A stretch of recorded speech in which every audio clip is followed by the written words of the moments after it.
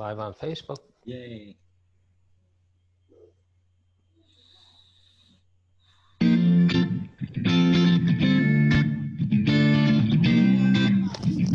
What?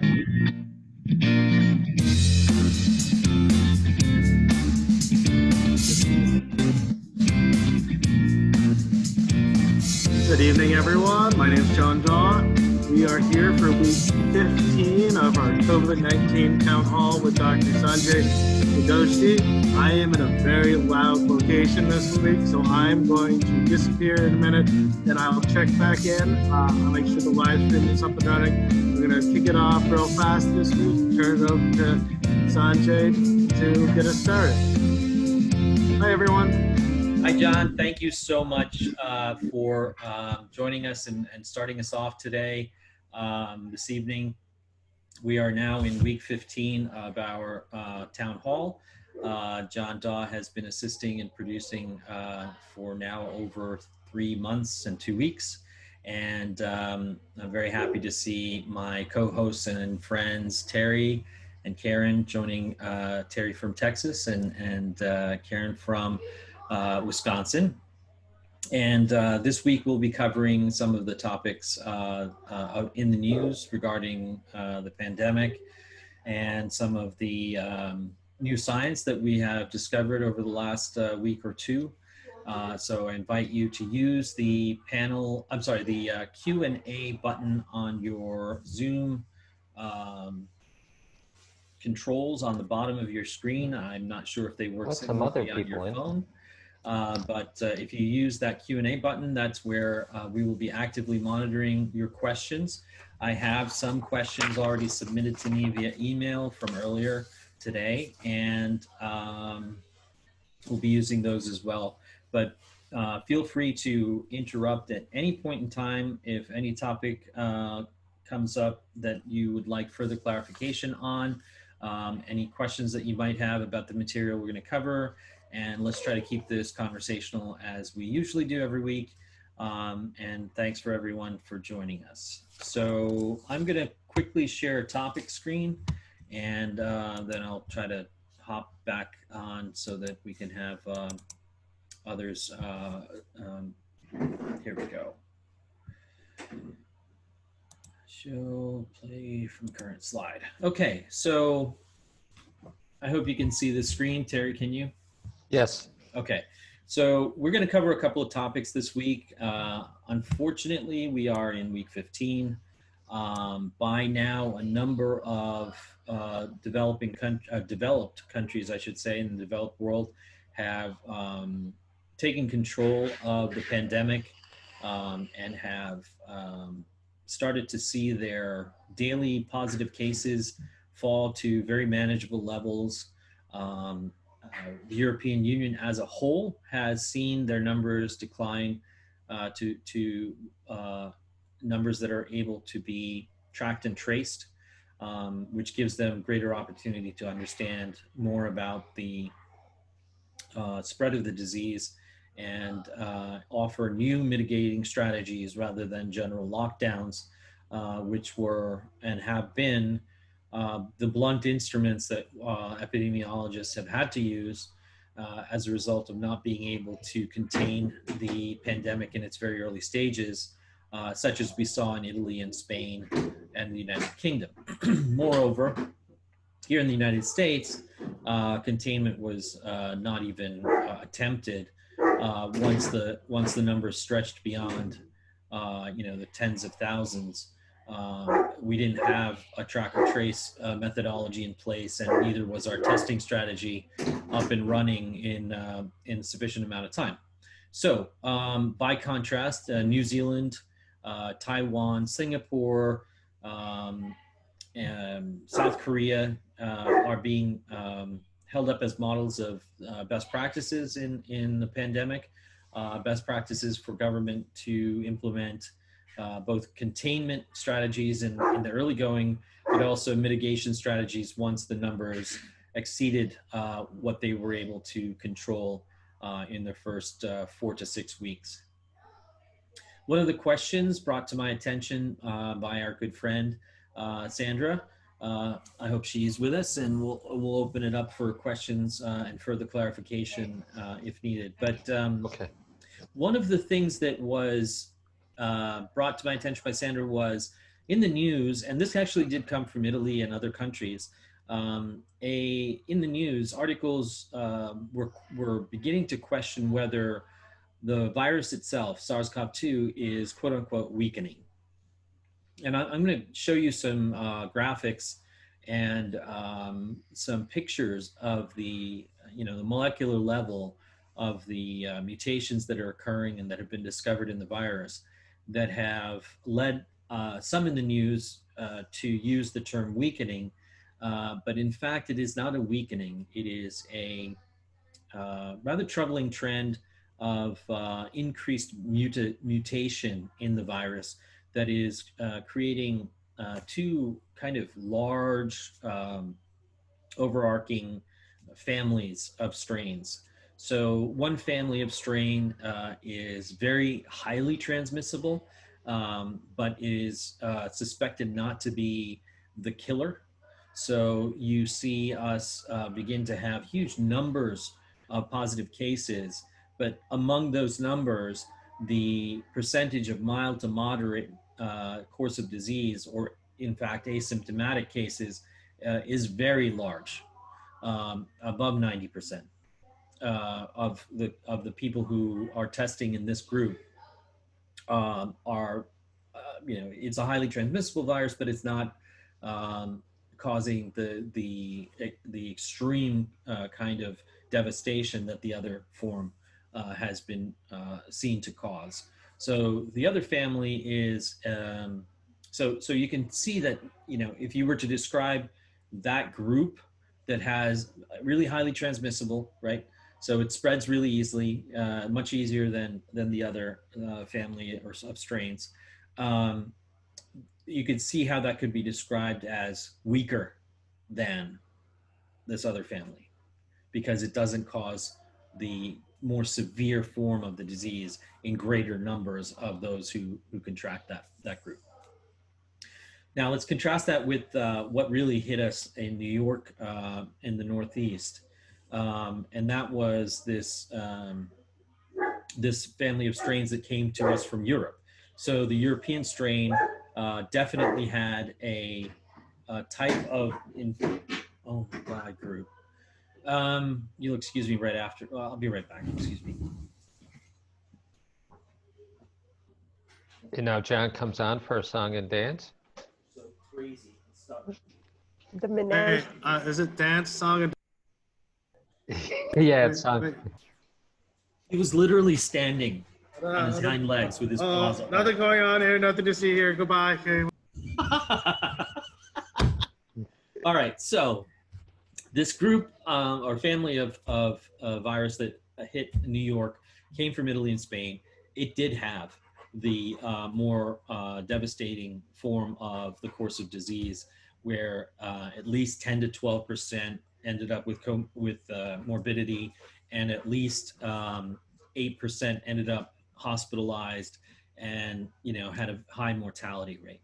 Now, what we're seeing spreading in Texas and in Florida and in California may in fact be another subfamily of virus, newly mutated, that makes it more highly transmissible. We don't know yet, but as you have noticed in the last 10 weeks or so, what I try to do, and with John's help, and then of course Terry and Karen assist with elucidating questions from you guys, but try to give you information that it's going to come out in about 2 weeks.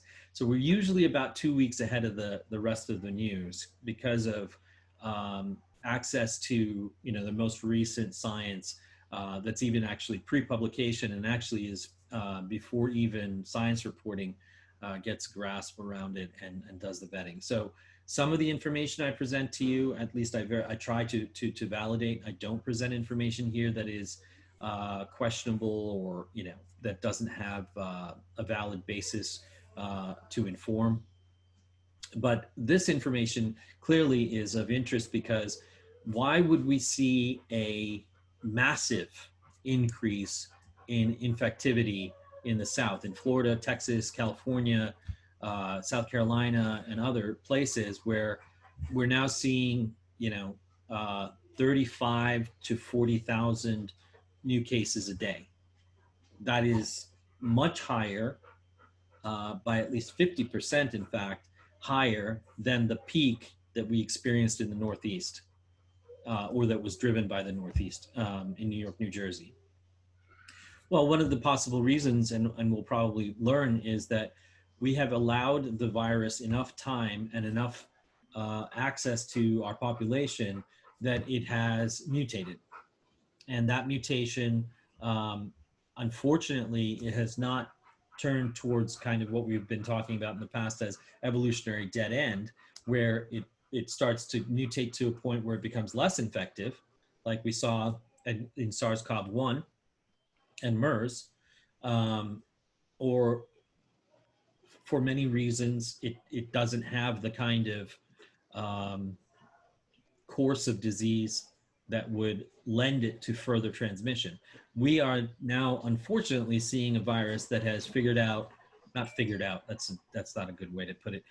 The virus has mutated towards longer latency, more effective asymptomatic carry, and that has allowed it to carry traits that will make it more prevalent.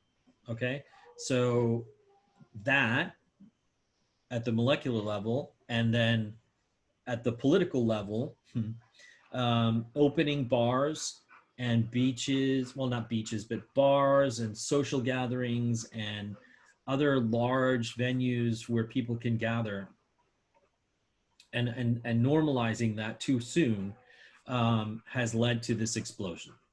So I will take you through some, the usual Sanjay charts and graphs in a minute, but this is the answer to the first question. Now, other topics, and Terry and Karen keep me honest to make sure that I cover these. We're going to cover Remdesivir pricing and efficacy, and my doubts about whether it is worth the price. Then eventually we can even cover some of the intricacies of how our healthcare system has been hijacked by what I call anarcho-capitalists, unregulated, unfounded, market-driven opportunists that will just do whatever it takes to sell their product, whether it is to society's benefit or not. And that's all throughout healthcare. And we're not just talking about Remdesivir, but Remdesivir is the most recent indication of the kind of healthcare system we have cultivated in this country. And it's, anyway, we'll cover that. Massive resurgence is underway. I will show you charts and graphs. Some of you like my charts and graphs. Some of you get bored and go feed your fish while I do that, but whatever. One of the dangers of what we've seen in the last week is that we could see 3 times this kind of resurgence in the 2 to 3 weeks after July 4th. So, post July 4th, why would it, resurge to those levels? It's because everyone wants to get together somewhere, either in small or large gatherings, and they want to, eat and drink and be merry. But if and when they do that, they will cause a massive new surge. Okay, so great news on trimodal therapy. We now have very, very strong evidence that enoxaparin, or low molecular weight heparin, prevents the clotting associated with pulmonary infarct and brain strokes and all that other badness. So that's been working great, and we're getting more and more evidence that that is a necessary part of hospitalized care. Dexamethasone and methylprednisolone, which are, our old standbys when it comes to getting the immune system to quiet itself down. They're working great. great new evidence that immunomodulators, IL-6 inhibitors, IFN-1 inhibitors, things like that, that are already FDA approved. They have known efficacy. They have known therapeutic index and also risk profiles, so we can use them without worry.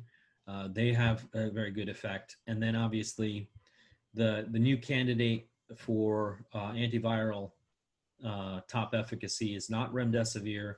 It's not even tocilizumab. It is in fact leronlimab, and we will see news on that in the next couple of weeks. So Gilead can try to make money until the rest of us figure out it's not very useful. Okay, so there's no control in sight, and the real goal, we'll get to at the end of this conversation, is what is the real goal? What does the goal look like for us here in Pennsylvania? We're seeing about 400 new cases a day, and we'd love to see that fall to below 100. And then we would be the new model for what infectious control should look like in the country. Yep, good old PA. Okay, so let me escape out of this and ask if there are any questions. I know I got a question on Facebook. Yeah. From Jenny Togayas. Oh, Jenny. Okay. Yeah, she said she comes across a lot of anti-maskers with the claim that this method does not stop or prevent this virus. She'd really like you to point her to a large study, peer-reviewed publication about this. Do you have one in mind? Sure. Okay. I would refer you to Dr. Kim Prather. She has published numerous large trials as well as studies on aerosolized infectious disease transmission.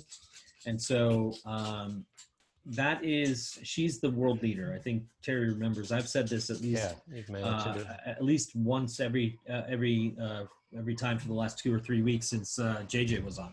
And so the truth of the matter is we're looking at a virus that can cling to a aerosolized expectorant particle. So what I mean by that is when you speak and when you breathe, there is submicroscopic expectorant. Okay, you can visualize this, and we have covered this in the past. John has put on videos of a person who sneezed and coughed, and they used a laser kind of refraction technique to show the particulates and how far they can travel from a cough and a sneeze. But that wasn't even as impressive or as important as the other videos that we've come across that show that even during normal conversation, there is extensive expectorant, okay? So expectorant isn't just what comes out of your mouth when you cough or what comes out of your nose when you sneeze. It is what is happening right now as I'm speaking in front of my iMac.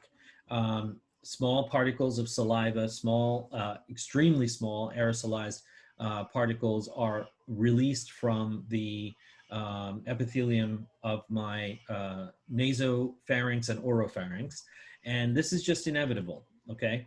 You can't see what's coming out of my nose and mouth right now, but if we put me under a extreme slow motion camera that can do 10,000 frames per second and do, and use that kind of laser refraction, even without a mask on, you will see that within 3 feet, there is sufficient amount of transmission of my expectorant within 3 feet, okay? Transmission out of my mouth and nose, out at least 3 feet.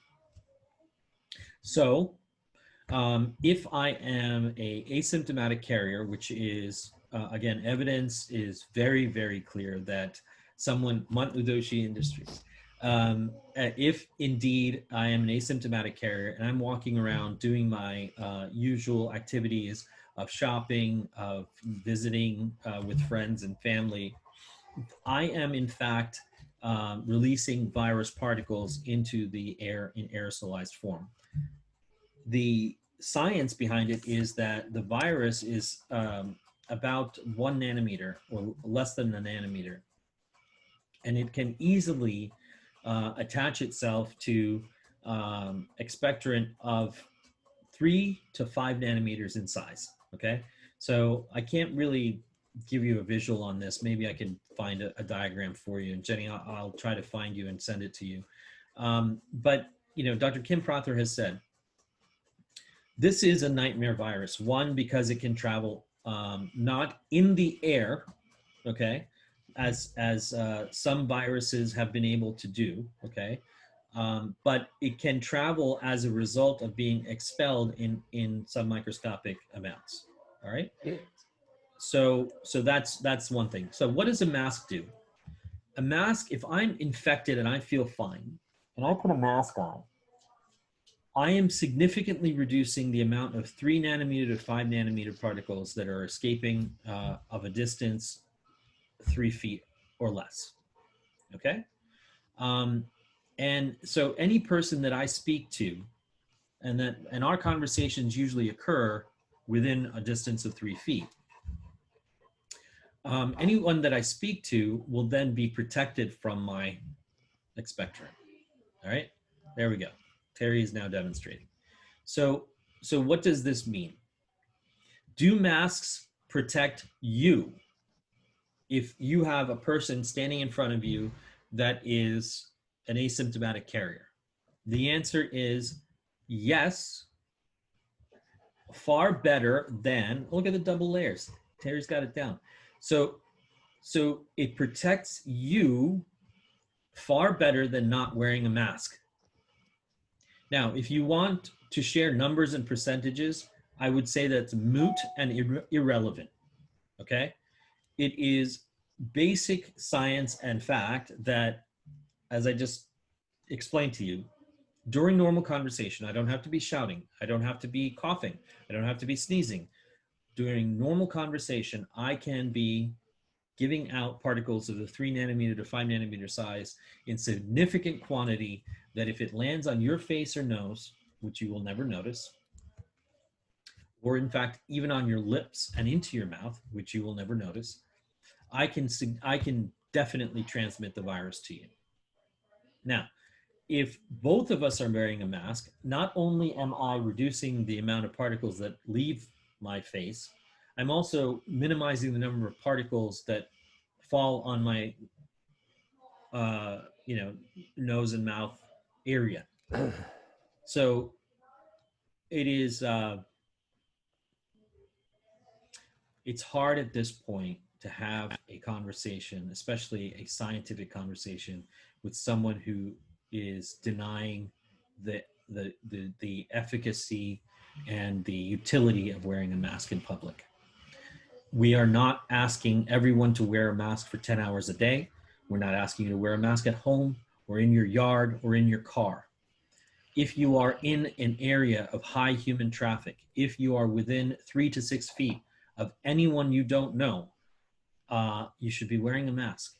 If you are entering a gas station, a grocery store, a big box location like Target or Walmart or wherever, where hundreds of human beings are going in and out every hour, the amount of 3 nanometer to 5 nanometer size aerosolized particles in the air is significant. And you will be walking through a cloud of that aerosolized particles. You won't notice it. And that is where transmission occurs. Would I walk into a COVID ward of 11 or 12 patients, all positive for COVID, without PPE on, without a mask, without a gown? Would I do that? Would I walk into would I lay down in front of a surgeon who then walks into the surgical OR without a mask on and gloves? So if they want to deny basic sterile technique, we're looking at 1524, 1529 era technology. All right. Did 16th century Sanjay? stuff. Yeah, go ahead. So today the town council here was going to vote on a mask ordinance. It's to make businesses enforce it because, you know, they lack the testicular fortitude to just tell everyone to wear a mask. Yeah. And the thing was that these people are saying that they ought to be relied upon to think the best for themselves. And I said, but what if you're an idiot? Yeah. You know, how does that work? I mean, what if the brain cells aren't circulating? You know what I mean? And you don't want to wear a mask and you get grandma sick and, you know, Yes. yeah, I Yes. mean, That's the most troubling aspect of it. So there's a lot of people who, and I've seen this on, you know, news reports and a guy at the beach and he's like, you know, I'm young, I'm not worried about it. And, you know, no one I know has gotten it and all these other excuses. Well, you know, it's kind of that, I think it was Mike Tyson, right? Everybody's got a plan until they get punched in the face. Um, it's so true with this disease, you know, and it is it is not just true about yourself, as Terry mentioned. It's true that if you bring it home or to a friend or a family member, especially if they're elderly and highly susceptible, or they have an autoimmune condition or whatever, you may be an asymptomatic carrier for 14 days and it may never affect you, but it could kill someone you know. Okay. So if you don't care enough about that aspect of it, then there are no lessons or books or papers or randomized control trials on the use of empathy and compassion in society, the utility of it in controlling a pandemic. Unfortunately, no one has studied, you know, reasonableness and sensibility as a weapon against the spread of a pandemic. Maybe we should. Maybe we should take a control group that doesn't give a fuck about anybody else and a group that actually wears masks because they understand that the basic science behind this is about reducing transmission and keeping away from people who you may get infected by and you may infect. And you have no idea because right now, you know, even 4 months into this, we haven't tested to the extent that we need to track, trace, identify hotspots, identify risk areas, identify threat levels, you know, down to the neighborhoods, like they have done in Seoul, South Korea, and in Tokyo, and in New Zealand, and in Taiwan, and in Singapore. Okay, we haven't done that, and therefore, wearing a mask is our only instrument to get this down to a point where our transmissions and our daily positives fall to a manageable level, because right now they're rising. So if you don't want to wear a mask, don't go out in public. If you don't want to wear a mask, don't go to your grocery store. Send someone else who's willing to wear a mask. If you can't wear a mask and there are valid reasons for not being able to wear a mask, a trigger of a severe asthma attack or severe OCD and anxiety or whatever, don't present to the grocery store with your debilitation and say, I need to go in there and I can't wear a mask because of A, B, and C. Just send someone else because you're putting yourself and a lot of other people at risk. do you have a spelling for the last name of Sue Prather? Prather, right? Prather. Okay, someone had a follow-up question. Okay. I have a quick mask story if you want to hear it. Sure. Yeah. There's a massage therapist who sees a lot of people per day. She opened back up. She was only wearing mask as clients requested it. And as you can imagine, she's in a room with someone prolonged exposure. She also was going to the gym. She posted some pictures of herself at the gym and going to a beach, but I couldn't, gym kind of set off warning bells for me. She's in the hospital right now with COVID.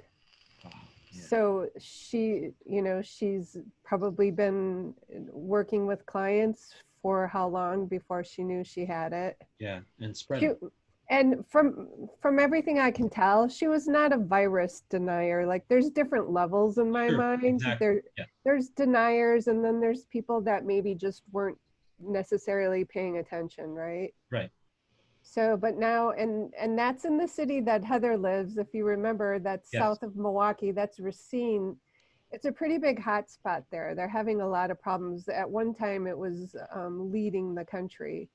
So, if you're going for any kind of appointment, don't be shy to ask your person to wear a mask. Yeah, no, absolutely. And I have been reporting to you that I've been very proud and continue to be very proud of everyone in my neighborhood, my area in northeastern Pennsylvania. Um, Everyone has been wearing a mask. I've been surprised to hear stories from other parts of the country, from my friends and Terry and you guys, Karen, saying people are not masking up, and I was really I haven't seen it at all in northeastern Pennsylvania. Now, that being said, this today, uh, about 2 days ago, I guess we went for just to see what it's like out there. Karen and I, we went to Marshalls, and we went to TJ Maxx, and I went to Dick's Sporting Goods. So your typical big box stores, right? One, it's extremely depressing. It's not a fun experience. Okay, it is just not. Karen, we usually we call them the rounds, right? Go to a couple of these stores just to pass some time, pick up a few clothes for the kids, this and that, go out to eat on a weekend. It's just fun, right? It was depressing. They don't have anything in stock. The cupboards, I mean, the shelves are more than 2/3 empty. There's lines every, those one way lines, walk this way, walk that way, keep 6 foot distance. It's not a pleasant experience at all. Now everybody inside was wearing a mask, everyone. Okay. And every store that we went to Dick's Sporting Goods to buy a bicycle for my son, because the 6 other bicycle stores that I called in the area don't have a single one. And they said it could be months before they get it. I don't know why. Luckily, we got one.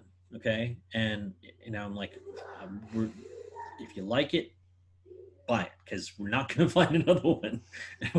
And God knows what'll show up at our door if we order over the internet. So it's not fun. And I don't like it. And I don't like that it's happening in the United States of America, the richest country in the world, with the quote unquote the best healthcare in the world, with the smartest people in the world working on the world's hardest problems at Harvard and Yale and Penn and Cornell and Duke and you name it, Mayo. Come on. Come on. This is what we've been reduced to, and we can't get half the country to wear masks. It's not cool. It's not cool. And this is month 5. Come on. We should not be in this scenario.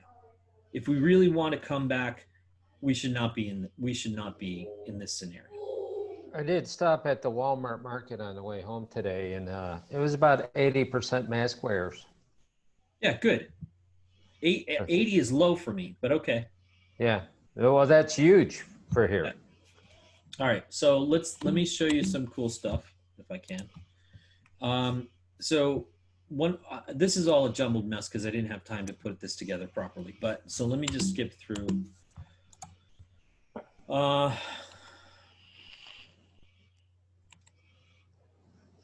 right. So I'm going to go backwards through the slides that I just showed you. So I'm going to start here. What does this look like in terms of the disease, and why are we so worried about all those people in the green? Okay, because we're not testing. We've done 25 million tests, and I'm happy about that. So we're getting close to our 10% of the population number. Awesome, but we're not doing the data wrangling correctly. And maybe we'll get there, but it just feels like our CDC and our NIH doesn't know what they're doing. And that's the first time in my lifetime that I've ever felt like that. And it's a little distressing. At this point, we really should have granular, not geographic, but granular data on where the percentage positives are showing up. Okay. And what I mean by percentage positives is that, let's say we're in Texas. What is the percentage positive in Texas right now, even at the highest testing levels that we've ever had so far? So we started off at doing a couple of thousand tests a day. We're able to do like 500,000 tests a day now or more. And at this level, which should be a sustainable level, a consistent level, there are going to be differences between Wisconsin and Texas. Okay, Wisconsin's, let's say they do 100,000 tests in Wisconsin, the percentage positives will be around 4 or 5%, but they're 14% in Texas right now. Okay, so what is that telling us? That is telling us that Texas is seeing a surge and Wisconsin is not, especially if those percentage positives in Wisconsin continually go from 5%, 4.8, 4.6, and we have a 14-day declination. That's good. Keep testing. Okay? Not testing does not make the virus go away. I think we all understand that. We covered that last week. Then at similar testing levels per 100,000 population in Texas, if you see this week it's at 14% and next week it's at 17%, that's granular data. Now let's find out where that's happening. Is it happening most in Houston and Harris County? Is it happening most in is that San Antonio? I don't remember. But where is it? Where's the hotspot? And then track and find out where were the gatherings of large groups of people, or where are there persistently or consistently large groups of people interacting? Is it on the buses, on the subways? Is it in bars? Is it what venues? Shut those the hell down. Okay? You don't need to shut down the state. That's what we did. Okay? When you get granular data, you can start to address things on the ground. You don't have to address them at a state level, because, Texas is gigantic, and there are going to be some counties where they haven't had a single case in 14 days. You can't treat the whole state that way. There is significant transport and commerce and all this other stuff happening, but until you understand where the transmission is occurring at its highest levels, what is the percentage positive county by county? What is the percentage positive neighborhood by neighborhood? Then you are getting control of the pandemic. Have you seen any reporting like that? I've seen I've seen in California where they're trying partial closures now. Yeah, and LA County. They're saying that, the population will shift for the good time to whatever's open. True. That's true. That's unfortunate, but true. It is true. All right. So this is what we know. There's an incubation period, and you see that green that says viremia. Okay. That is the increase in the viral titer within the person's body. All right. So they may be fine. Their oxygen saturation is high. All right. They're not symptomatic yet. They're in this period of time. This could be as long, see, it's 5 days down here, right? Because that's the average, but this can be as long as 14 days. And then the innate immunity in some of this population, let's say this 40% here of the 10, okay? The innate immunity, which we covered over the last couple of weeks, takes care of this. It rids the virus from the body, and they never move on to a symptomatic phase. But during this time, 5 to 15 days, the viral titer is going up, and then it's going to start to come down in these people. And this is the shedders. These people are shedding. They're going to bars, and they're getting up in your face, and they're saying, hey, Karen, you single? Can I buy you a drink? I haven't done that in years, so I don't know what I'm doing. But but that's how they're spreading it. Okay, they feel fine, they're carrying it, and they're spreading it. Now you get some of those that get infected, 60% will come down with some symptomatology, and that will be, for a huge percentage of them, it's going to be mild. It's going to be a cough. It's going to be some, and then they're going to get over it in 6 to 8 days. But then, as we talked about, 20% of that group are going to come down with severe form of the disease.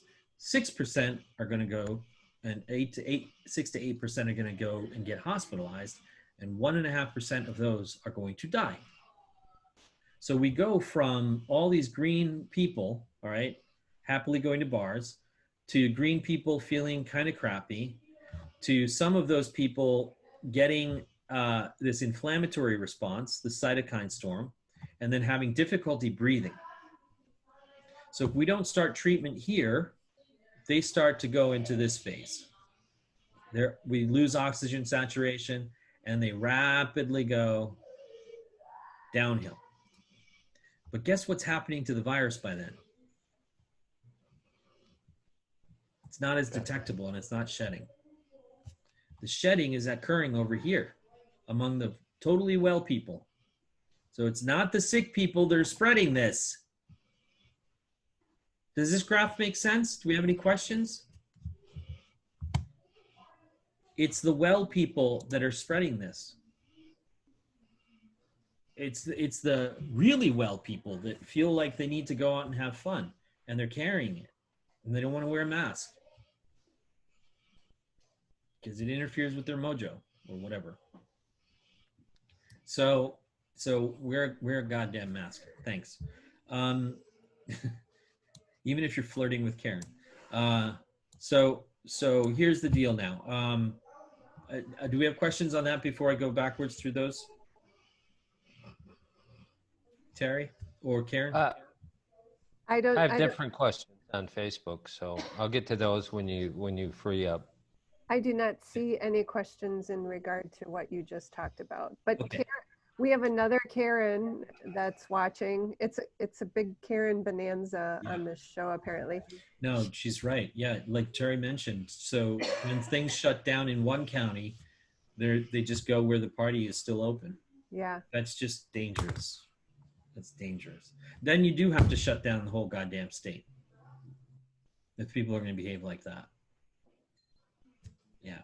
Here in Wisconsin, it's a little bit of an issue in that the counties, not all the counties have the mechanism to be able to make their own guidelines. Like government isn't exactly structured in a way to do it partially. Yeah, I think I think it was back in like 1789, we established the federal government, and they have some sort of role in addressing a threat to national security, the general welfare of our population. I just remember something about that from my third grade history lesson. Anyway, Sanjay's upset today. I just want to say states' rights, man, states' rights. Okay, so we're going to address the question that Sandra asked me because it's a really good question, and it is, we are hearing a lot of opposite logic. So opposite logic is, well, by staying apart from each other, doesn't that give the virus more of an opportunity, to change and mutate? No, it's actually the opposite. The more of us that get it, the life cycle of the virus is so short, okay? Its whole goal is to replicate. It is the simplest form of organic life, okay? There are only 4 macromolecules that create what we know as a living thing. There's carbohydrates, which are a source of energy. There's amino acids, which are enzymatic or structural, okay? So they do something or they create some sort of physical form, okay? So amino acids or proteins, nucleic acids, which form long strings and create the blueprint for proteins. Okay, so these long strings are generally arranged into genes, and genes, have in more complicated animals or organisms, they come in the form of chromosomes, and that's how the replication of the organism occurs. The interaction of proteins and nucleic acids, and the whole replication cycle is dominated by those two things. And then finally the lipids. So lipids are also either energetic or structural, and that's it. You just need those four things. And what does a virus have? Virus has a number of different proteins that are structural or enzymatic. One that you're looking at right now is called the S protein, which stands for spike. The little spikes on the coronavirus that give it its name. They have envelope proteins that are embedded in the capsule, or sorry, the capsid or capsule of the virus. And then inside of that ball of protein and fat, the lipid bilayer, is the RNA. In some viruses, it's DNA, but in some viruses, it's RNA, the simple ones. RNA viruses are very, very simple. And because they're simple, the opportunity for them to have a little error in replication, because they don't have the enzymes that correct errors like we do, those errors then get transmitted into the next generation easily. All right. So you could have one virus that could give rise to 2 different strains in one human being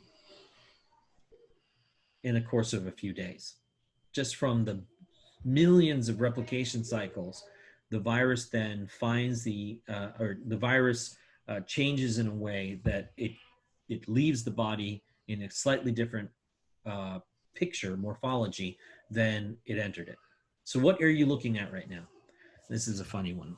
I have to tell the truth about this conversation. So Sandra messages me. I was like, no, it's not weakening. I'm all excited, right?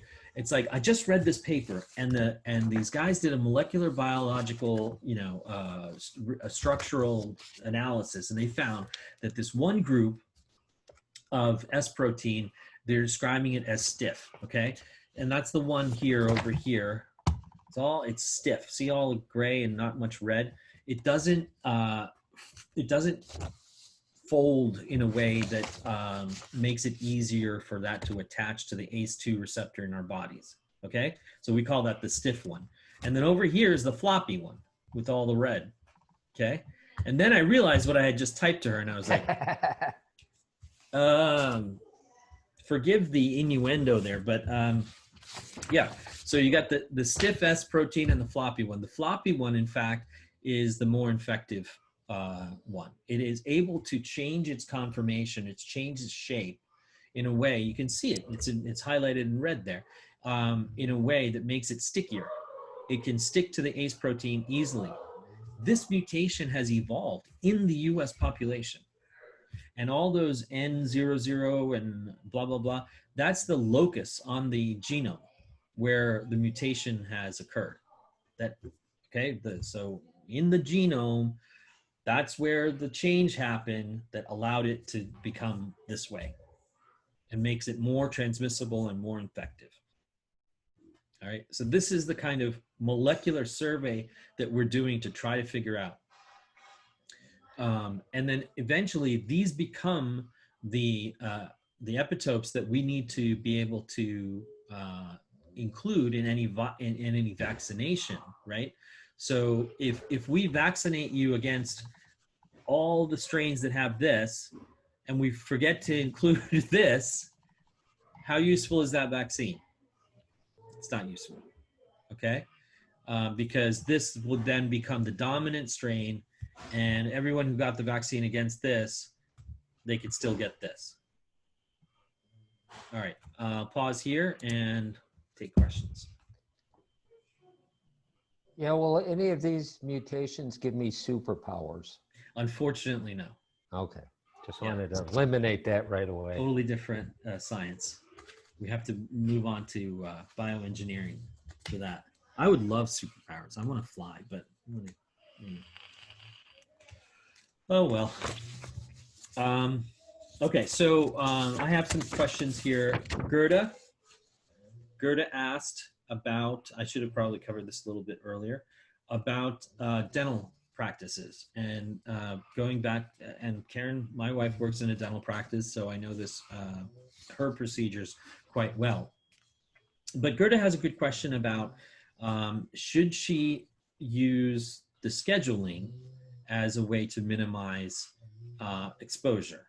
For example, ask for the first appointment of the day, whether it be, the first of Monday or the first, because then you're looking at that environment at its lowest level of contamination for the week or for the day. That's a smart, that's definitely a smart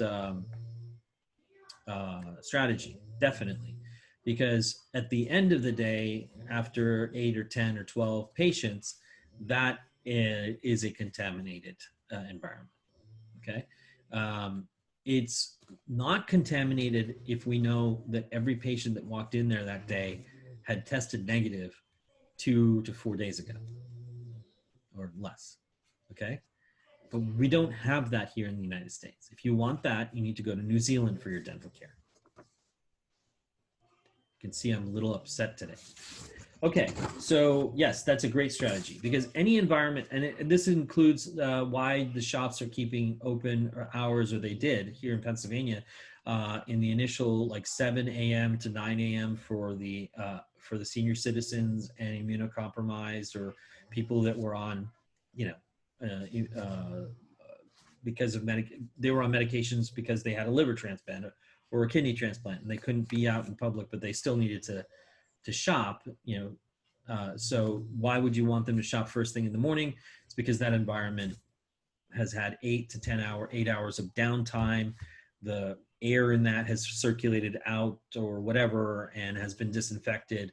So when you walk in there and you're 72 years old and you're the first person in that store, or you're the first person in that dental clinic that day, that's the safest time for you. So that is a very good strategy. Yes. Okay.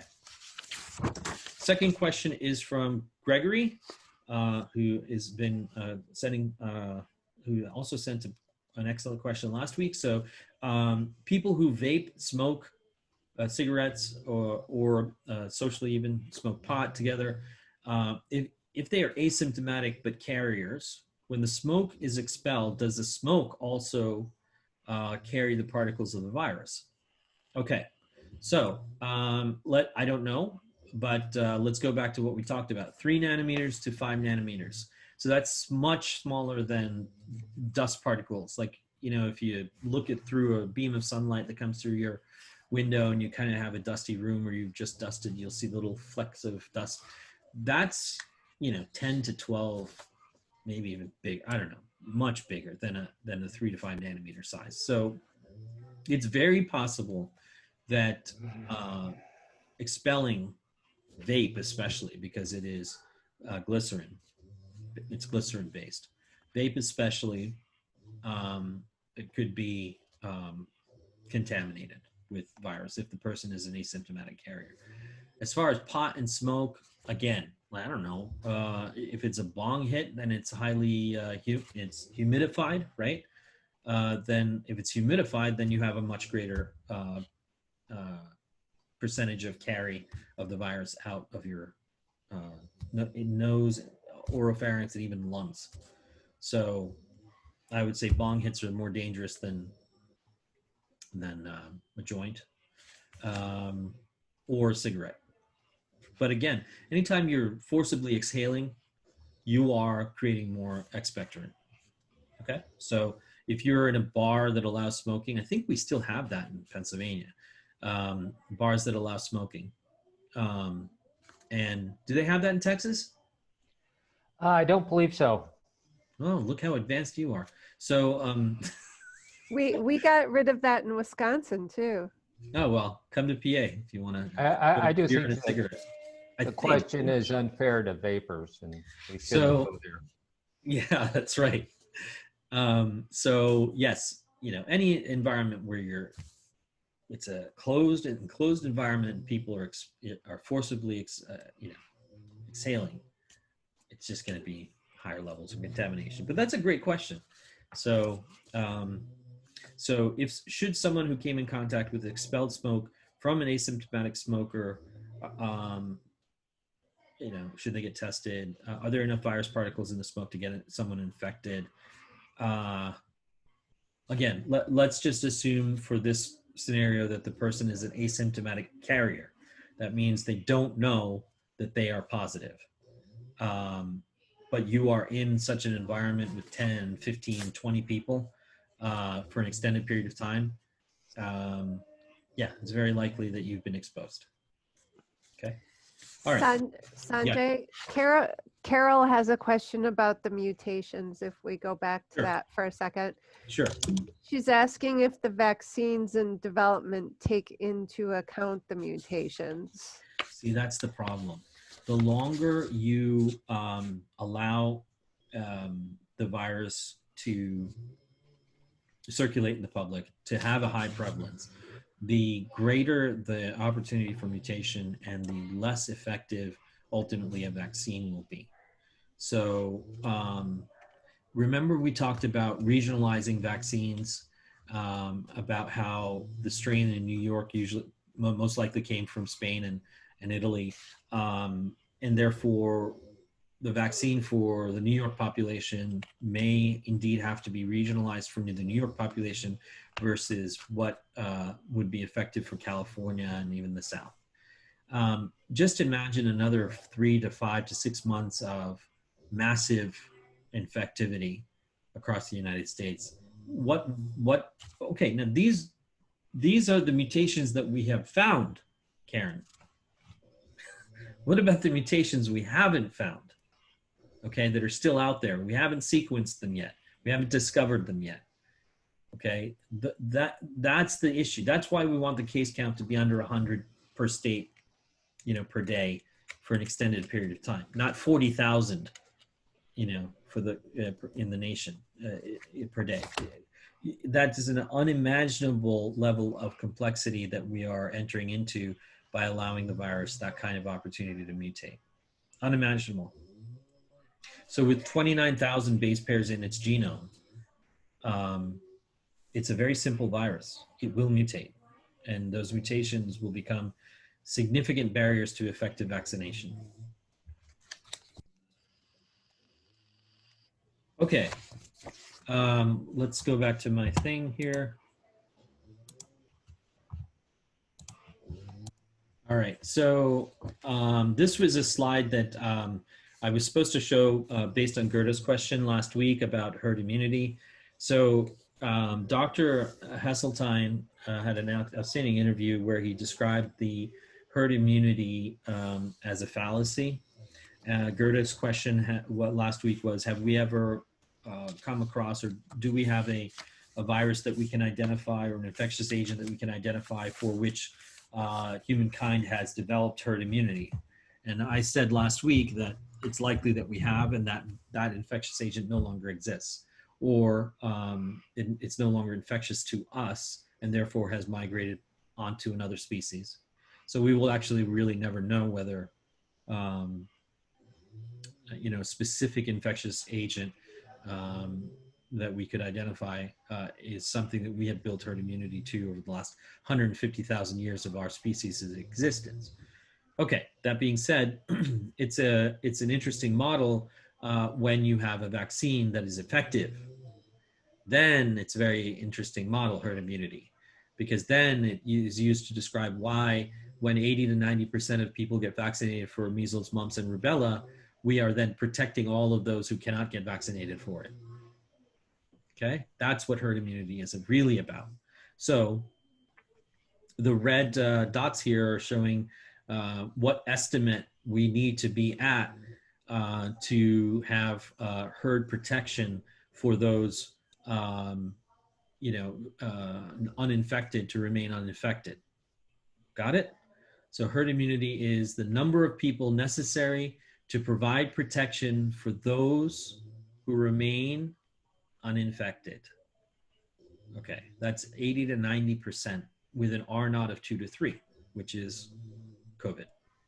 In New York City right now, that's the estimate, that's the picture. about 11 to 12% have antibodies. Are they neutralizing antibodies? We don't know. Okay, but we believe that 60% of that population have neutralizing antibodies, 40% do not. All right. London looks very similar, about 8 to 9%. Madrid, 4 to 5%. Boston, 3 to 4%.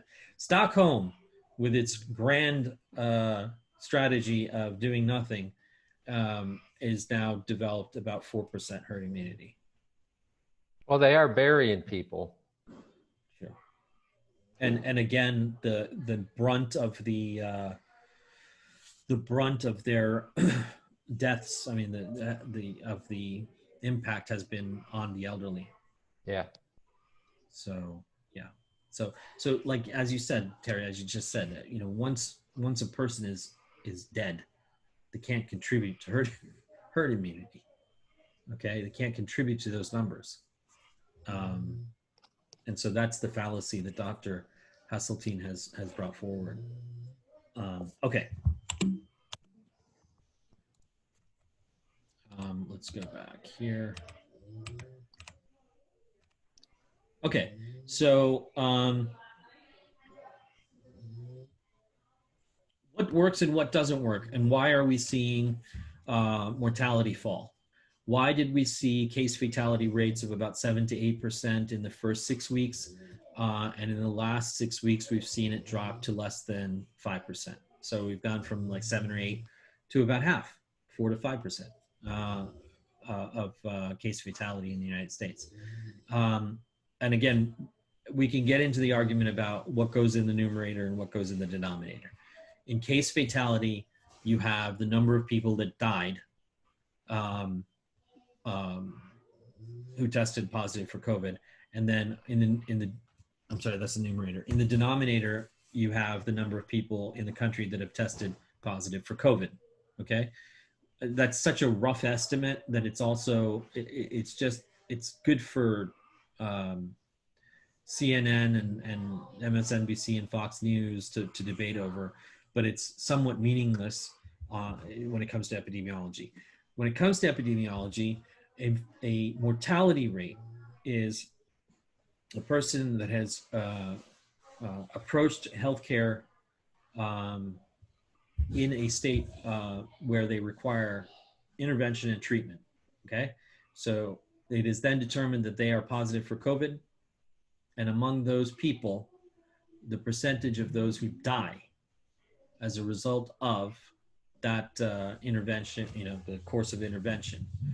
So they were diagnosed with the disorder or disease, they proceeded, and then they died.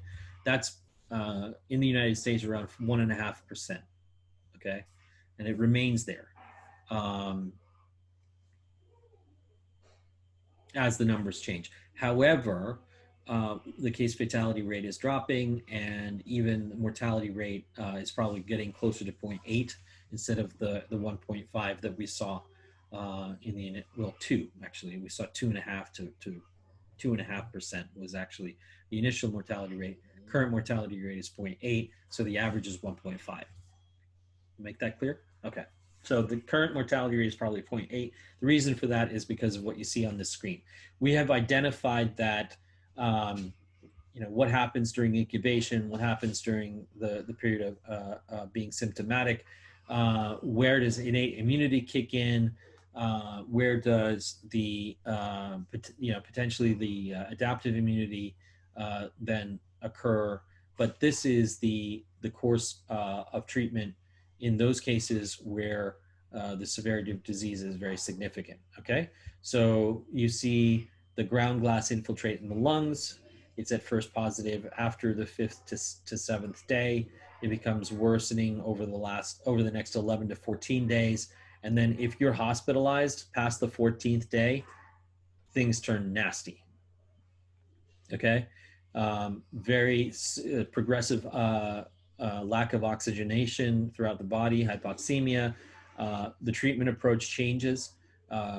Initially, antivirals are indicated to try to reduce the viral load so that the devastation doesn't continue or progress. So that antiviral right now being pushed by Gilead and the rest is Remdesivir.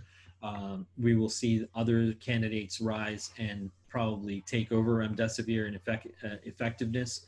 And so probably see leronlimab, others. Other question mark therapies like ivermectin, and then, well, see, Dr. Merrick is already questioning whether to give Remdesivir in this chart.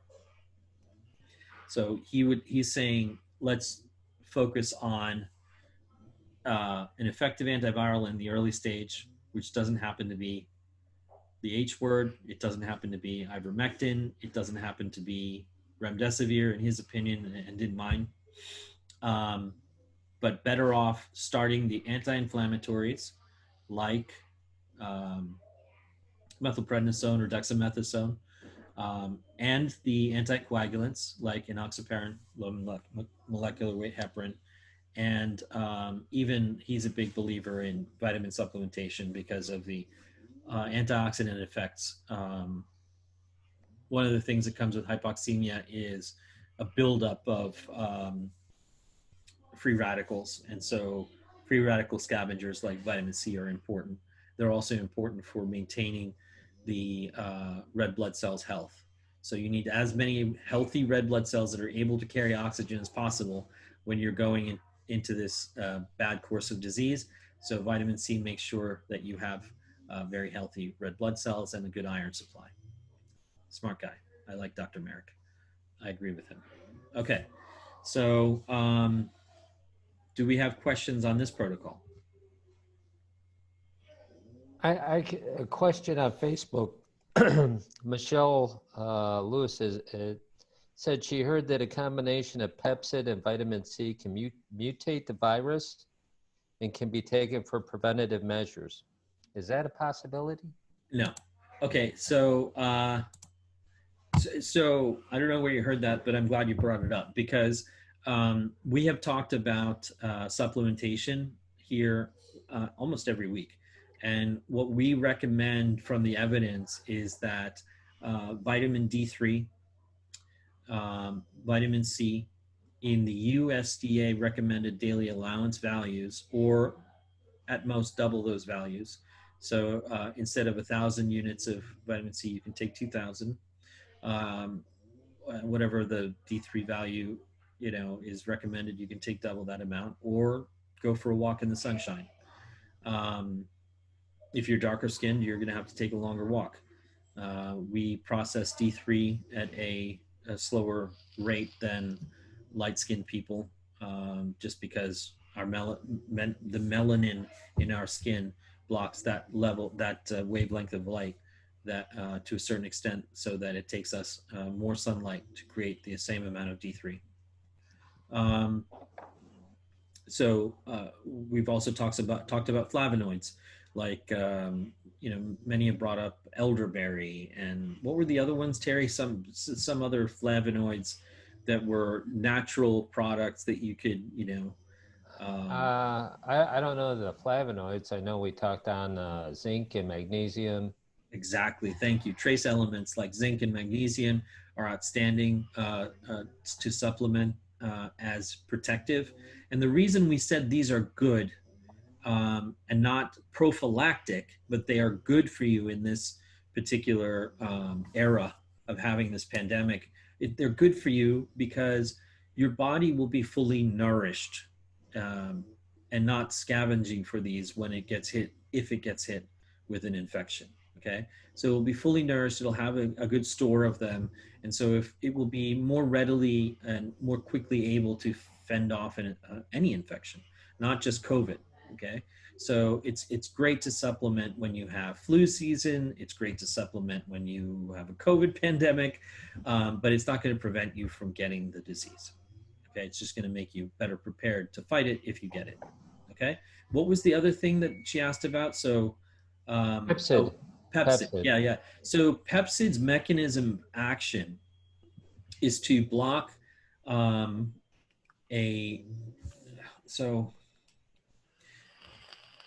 this is a class of what we call proton pump inhibitors.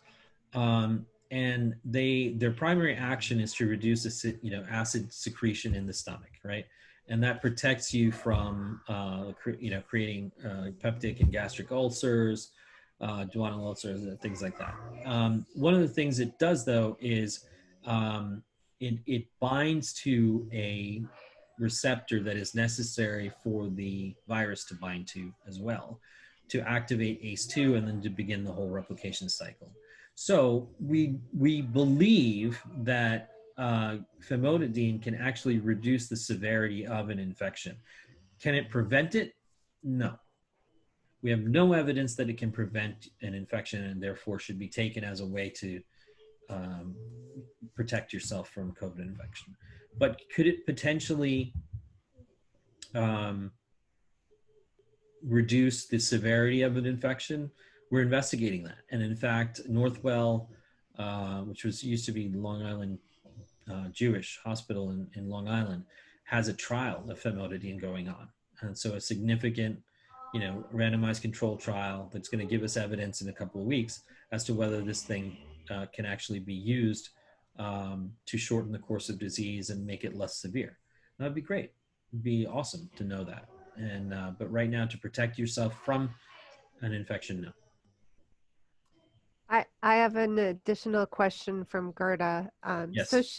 So she's living in Arizona, and the hospitals are filling up fast right now. She wants to know, are any physicians prescribing that protocol that you just had up on the screen? Are those all physicians prescribing in a hospital setting? Yes. Okay. So that's the Merrick protocol. Let me bring it back up. I should have it, I think. So not to your knowledge, is anyone doing that for people at home? Oh no, not for people at home. No. Okay. This has to be carefully managed. You have to remember that prednisone, all of the steroids can precipitate diabetic ketoacidosis, spike in blood sugar. There's all kinds of other bad things they can do if you don't take them at the right dosages, and you want it carefully supervised. And then blood thinners, and these are powerful critical care medications that we've been using for decades, but we know how to use them and titrate them in a ICU setting or a hospitalized setting. This is not something you want to put in the hands of general public to say, okay, you take this at home and you'll be fine. No, that's not the case. Okay. Okay. So here's again, evidence. Here we go. So this is from Virginia Community, what's it called? Virginia VCU. Virginia VCU Medical Center in Richmond, Virginia. Dr. Merrick. He showed that the steroid reduced the inflammation marker. So C-reactive protein, the CRP is the short form of that. CRP is a inflammatory marker, and it is elevated along with D-dimer in COVID. Why? Well, D-dimer is a product of coagulation. So it gets elevated when there's clotting in the bloodstream anywhere in the body. It's kind of one of those signals that clotting is occurring in the bloodstream. We look for it when you've got infarcts in the heart, lungs, kidneys, liver, brain, or deep venous thrombosis, things like that. You'll see elevated D-dimer. CRP is a biomarker of inflammation. So you'll see CRP elevation in any chronic inflammatory state or any acute inflammatory state like high fever, infection, or like I said, in certain chronic disorders.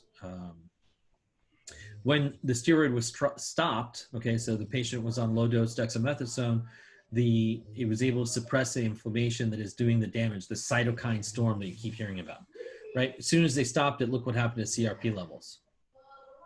So they know that it is protective, and they know how to use it in the clinical setting in the hospital. So that's why COVID Kayleigh McEnany has been saying that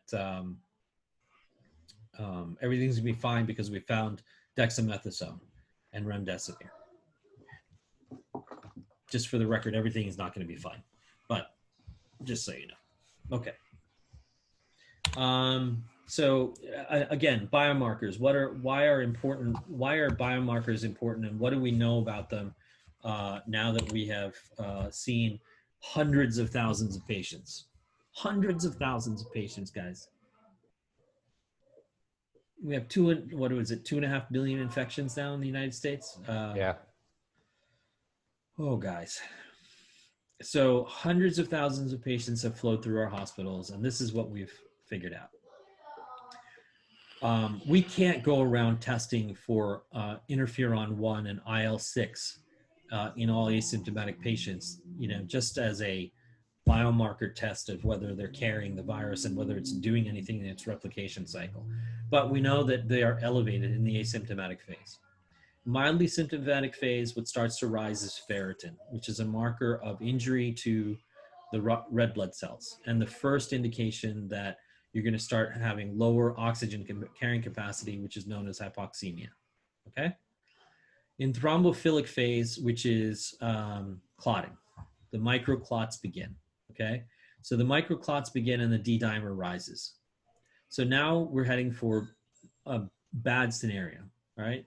You see where I'm going with you guys? I'm starting with a healthy patient that's carrying the virus, then a patient that goes through the mild symptomatology and starts feeling a little breathless, hard to walk up a flight of stairs, chest tightness. Now I'm going to a patient that is getting the clots, getting microclots in their joints and in their, synovial fluid and weird places in their lungs and little clots in their tiny vessels of their kidneys and heart. The D dimer starts to rise. Then you get the early pulmonary phase where IL-6, which is the interleukin 6. It is a cell signaler of, hey guys, we need an immune response over here. Okay, it's a signal sent out by the cells in the pulmonary vasculature that gives strong indication that an infection is underway. Okay. Why do we want to use an IL-6 inhibitor, an immunomodulator? It's because if that rises too fast, you will get a cytokine storm. Okay. So the next state is the late pulmonary, which is the infiltration inflammopathic phase, where IL-6 is hugely elevated. Cytokine storm has set in. It has begun. D dimer has begun to rise significantly, so you're getting clotting in the lungs. That hellstorm in the lungs has begun. Late pulmonary, which is also known as the macrophage activation stage, MAS, rapid red blood cell destruction as a result of microangiopathy, microcoagulopathy, destruction of RBCs at very high levels, extremely reduced oxygen carrying capacity. These patients cannot breathe. They should have been proned in the early proned, meaning instead of laying on their back, they're placed on their belly so that the bulk of their lungs can oxygenate. And if they have to go to the ICU and get intubated, only 20% of them will leave alive. Here we go, guys. So we can't have 40,000 new infections a day. Even if this new family, this new strain is the, is the stiff kind that doesn't, is the floppy kind that doesn't kill. Okay. And that we had the stiff kind up in New York that killed. Even if we've got this new family of infection that's spreading fast, but doesn't kill as fast or as viciously, we still can't handle this. Our healthcare systems cannot handle this load. And Karen said, I think Gerda also mentioned, how did I close that? Okay, anyway, so I used to be good at this technology stuff. Anyway, so I used to get paid for. we can't do this anymore. We almost got fully overwhelmed like Italy and Spain in New York's when we had 20,000 new cases a day. That's steady, 25 to 20,000 new cases a day, driven by the Northeast. Now we have 35 to 40,000 new cases a day, driven by the southern states. So we can't do that. All right. What else are we covering? Oh my God, it's almost 9. So yeah. I did have someone on Facebook ask about pediatric risks. Yes. I know there've been a couple of questions about schools. I know me and you went back and forth Yes. on that last week. The local jurisdictions are going to be, if I had a kid in school right now, they'd be homeschooled. Yeah. I understand. Yep. And I'm in a different scenario here in Pennsylvania. I've got, we had a 14-day stretch during which we had 5 infections, and we had 2 days where we didn't have any infections. So in my county, which used to be a hotspot, remember, we were a hotspot. We actually are less than 40 minutes from the New Jersey border, which means, northern Jersey is one of the major extensions to the New York metropolitan area that was hit hard. Okay. And we had a lot of transit between one of our towns here called Hazleton and northern Jersey and New York. And so that one town drove the majority of our cases, the one town, and we shut down the whole county for that. Okay.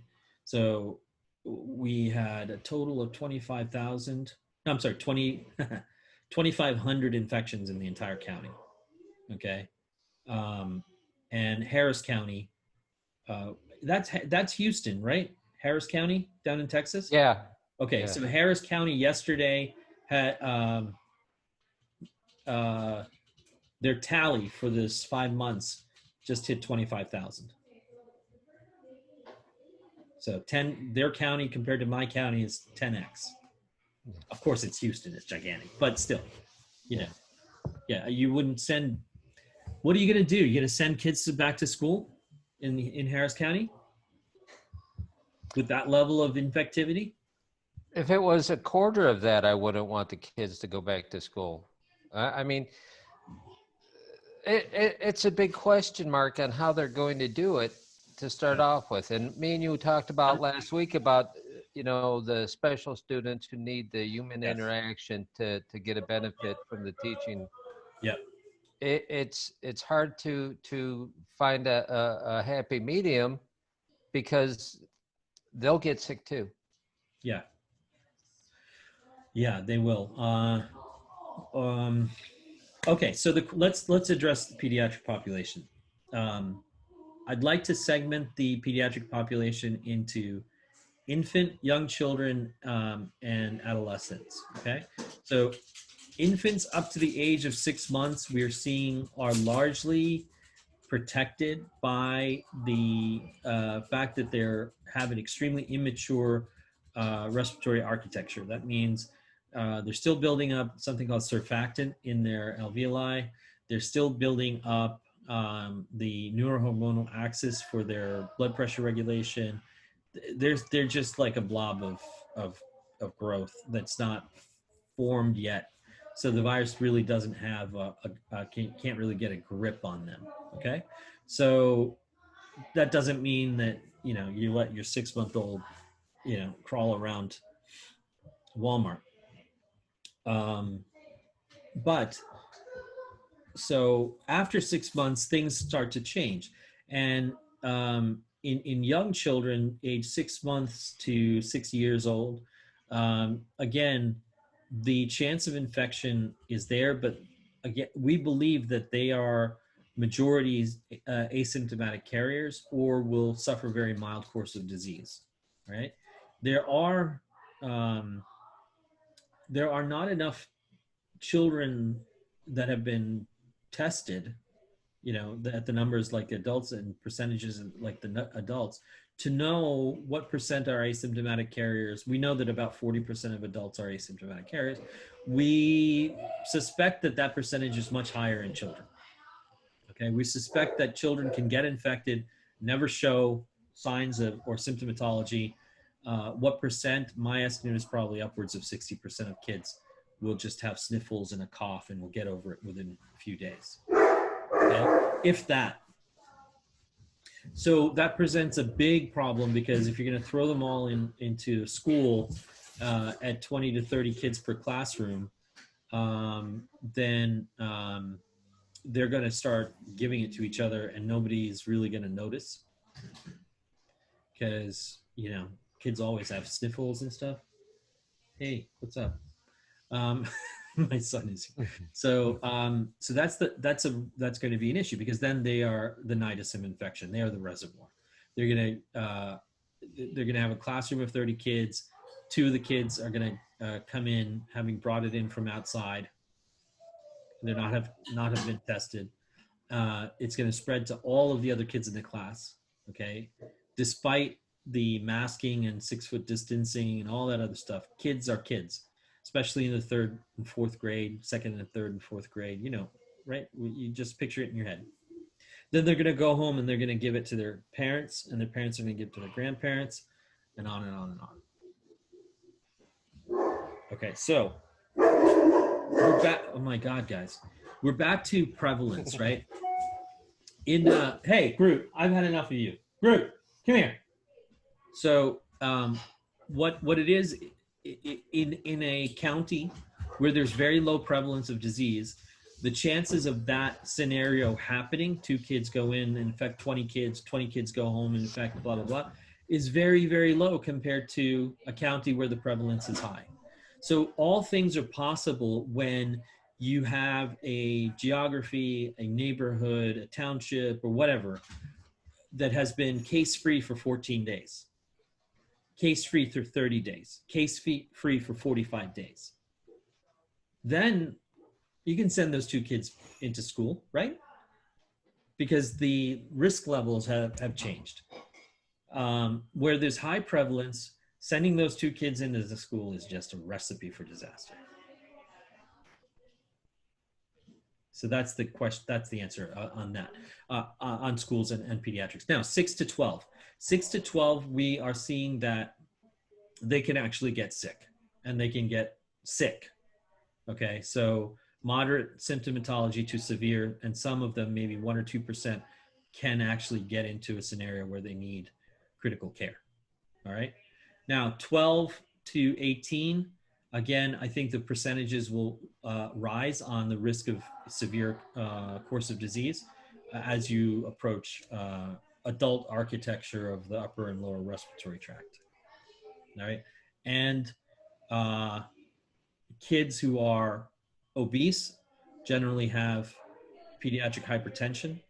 Pediatric hypertension changes the architecture of the lungs, of the microvasculature of all the organs, and it makes them more susceptible to really bad course of disease. Got it?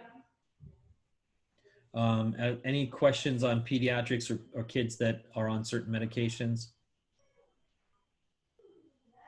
All right, good, because I don't want to cover it if I don't have to. All right, back to my charts and graphs. All right, can you see my, oh no, I have to share. Yeah. Okay, sharing.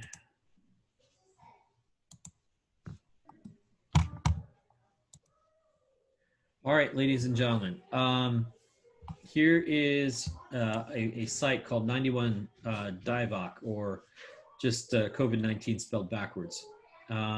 Basically, it's trying to reverse the script on the you know, the disease. So here's the latest data as of yesterday. If you look at the United States as compared to Brazil, Brazil is now seeing about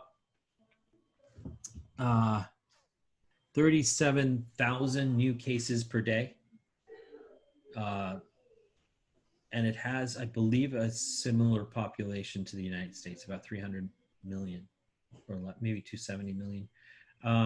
And we have, in the last 10 days, we've watched Brazil's unbelievable meteoric climb, right? In the last 10 days, ladies and gentlemen, we have overtaken Brazil. These numbers are, you cannot track and trace, you cannot contain, you cannot implement any strategy of, kind of trying to deprecate this virus to a stage that's manageable,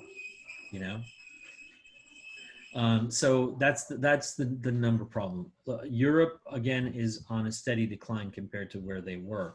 So at the height, EU was seeing 40,000 a day. At the height. We just did that for 2 days in a row. And we're still climbing. And I was mentioning to Terry before we hit the go button on today's town hall, this curve doesn't suddenly drop tomorrow or day after. This is what we call a wave because there is momentum behind it.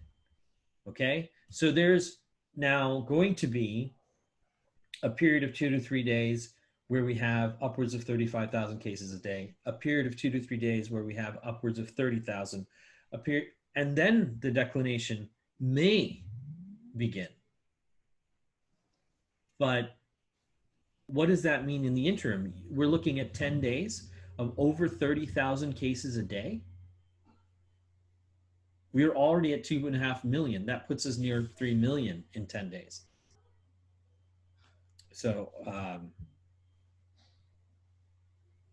I remember Lorene saying, trying to console me a couple of weeks ago, saying, when I said we failed, and she's like, no, you guys haven't failed. Healthcare hasn't failed. Give us time. We're going to fail. If you keep going like this, how long can you ask a highly skilled, highly trained, highly motivated ICU nurse, intensivist, anesthesiologist, pulmonologist, ICU doc, how many days in a row can they work? In Arizona, they've termed their hospital situation crisis. Yeah, they called it a crisis. Yeah. They've termed it crisis, which means they're beyond full capacity. Houston is crisis. It's beyond full capacity. Awful. And that's home to one of the largest medical centers in the United States, and they are full. Yeah. I'm going to try to animate this screen, so let me know if you can see this. Oh, yeah. Terry, it's called Crisis Standards of Care. Yeah. Oh, Crisis Standards of Care. Okay, yeah. So that means that they're just trying to save lives at this point. There's really no, quality of care involvement here. Quality and safety are kind of out the window. Just try to save as many lives as you can. Did you, so I'm going to animate this again. Meteoric rise, right? New York State, our initial hotspot. Control, containment, right? Further mitigation. Case count continues to decline. Meanwhile, look at Florida, plus Texas, plus California, plus Arizona. Arizona's looking good compared to you in Texas, Terry. Smaller population. Yeah. Georgia, North Carolina, racing up behind South Carolina. These guys are going to be, this is a disaster. We're seeing the first few days, Terry, of a disaster a train wreck in slow motion.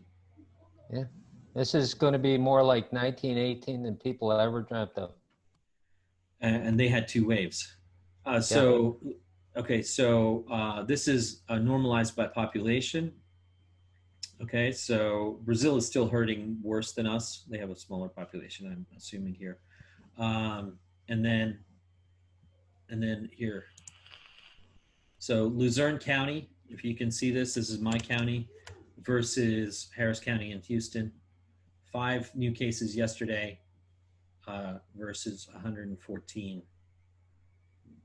So this is what's going on. We had a total of 176 deaths.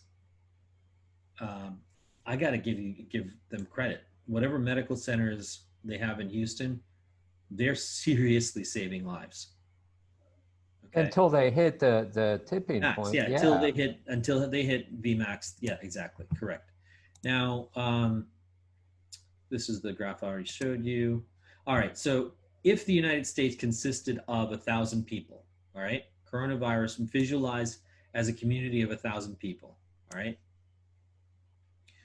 Right now, 7.5, well, let's call it 8. 8 people have had coronavirus and recovered or died. Okay, out of 1,000. And then 2 people out of those 8 have recovered. All right. This many people, 86 people out of that 1,000 have tested negative. All right. And this is how many people have not been tested yet. All right. And again, I keep getting the question, what are we going to do? We're going to test everyone every day? No, we don't have to do that. We have to test to get to a baseline, and we're approaching that. Again, I don't want to, make it seem like it's not a major achievement. It is a major achievement to have tested 25 million people in 5 months. That's awesome. Okay. But then what are we doing with that data? What are we doing? We will hit baseline once we hit 30 million tests. Okay. Our baseline will be achieved. Then what do we know? Where is it? How is it continuing to be completely beyond our control?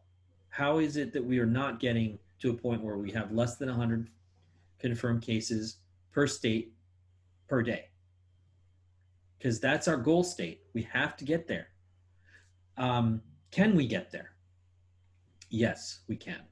If Italy can do it, and Spain can do it, and Germany can do it, and South Korea can do it, and all of these industrialized, wealthy nations that have infrastructure, that have good healthcare systems, that have laboratories, if they can do it, we can do it. We can do it.